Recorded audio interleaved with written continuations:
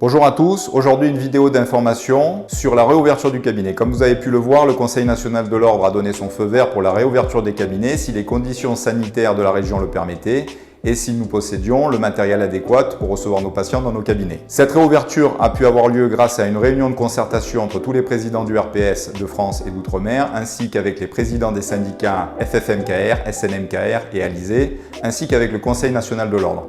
Cette réunion a eu lieu aussi parce que votre URPS MK-PACA a fortement insisté pour qu'elle ait lieu. Lors de cette vidéo, nous aurons l'intervention de François Randazzo, secrétaire général de l'URPS MK-PACA, et de Jean-Fabien Lazaro, vice-président de l'URPS MK-PACA et aussi président de l'ARBAM PACA-Corse. Le résultat de cette réunion de concertation nationale a eu pour résultat d'anticiper la réouverture de nos cabinets qui devait avoir initialement lieu vers le 11 mai. L'ensemble des élus de l'URPS MK-PACA va donc vous accompagner pour la réouverture de vos cabinets. Un autre résultat de cette réunion centralisée avec l'ensemble des responsables de la profession a été la décision de centraliser toutes les données correspondantes aux normes d'hygiène, de sécurité et les gestes barrières sur le site internet du Conseil national de l'ordre qui a travaillé pour cela. Votre URPS a décidé ce jour de mettre en place des visioconférences vous permettant de poser vos questions directement aux élus de l'URPS pour vous permettre de rouvrir vos cabinets dans les meilleures conditions.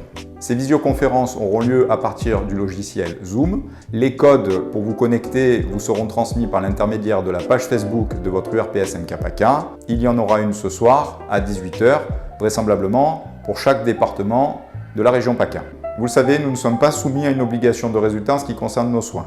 En revanche, pour ce qui est de l'hygiène et de la sécurité, nous sommes bien soumis à une obligation de résultat. C'est pour ça que je vous conseille fortement de préparer à l'avance la réouverture de vos cabinets, de manière à ce que tout cela soit mis en place avant votre réouverture. Donc vous l'aurez compris, l'ensemble des mesures d'hygiène et de sécurité centralisées sur le site internet du Conseil national de l'ordre des masseurs-kinésithérapeutes. Je tenais à aborder aujourd'hui avec vous la problématique des masques. En effet, ce sujet récurrent depuis le début de la crise nous a empêchés de pratiquer nos soins dans de bonnes conditions. C'est pour ça que nous vous conseillons encore aujourd'hui de vous diriger vers vos pharmacies. Votre URPS PACA s'est tourné vers Frédéric Xavier, doctorant en neurosciences et qui travaille avec le laboratoire du CNRS à Marseille pour établir une recherche bibliographique avec une méthodologie scientifique pour permettre la prise en charge des patients post-Covid. L'ensemble des documents sera à disposition de tous dès lundi sur le site internet de l'URPS sous forme pédagogique avec un Padlet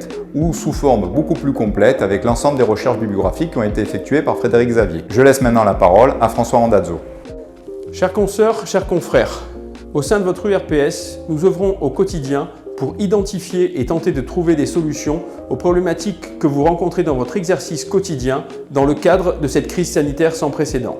Vous avez fait preuve de responsabilité en respectant les consignes qui demandaient de n'intervenir dans le cadre des EHPAD que pour les soins vitaux. Si l'arrêt quasiment total des soins pour une période courte était un choix raisonnable, aujourd'hui, l'allongement du confinement impose de reconsidérer la situation des patients les plus fragiles afin que l'absence de soins ne conduise pas à une dégradation irréversible de leur capacité fonctionnelle, pouvant conduire, pour les plus fragiles d'entre eux, à une issue fatale. Les différentes institutions qui font autorité en la matière se sont prononcées pour une reprise des soins kinésithérapiques en EHPAD avec le respect des gestes barrières et des mesures de protection adaptées. Cependant, vous êtes nombreux à nous faire remonter les réticences des directeurs d'EHPAD à la reprise des soins. Aussi, avec les URPS des différentes professions de santé de la région PACA, nous avons entrepris de contacter l'ARS et la DGS afin de leur demander d'intervenir auprès des directeurs d'EHPAD pour que nous puissions reprendre les soins au sein des EHPAD. Nous reviendrons vers vous dès que nous aurons des informations complémentaires à ce sujet. Parallèlement, nous travaillons de façon active à la réouverture des cabinets. Cette réouverture va nous imposer de revoir complètement la façon dont nous recevons nos patients afin de leur proposer des conditions d'hygiène irréprochables. Cela impose de mettre en place des procédures d'hygiène et de circulation au sein de nos cabinets. Pour vous guider, parmi les différents documents qui existent déjà, nous sommes en train de réaliser une synthèse des différentes informations afin de vous permettre de retrouver sereinement le chemin de vos cabinets. Notre communication va s'intensifier dans les jours qui viennent afin que nous soyons prêts à ouvrir les cabinets dès que le feu vert nous sera donné. Restez à l'écoute.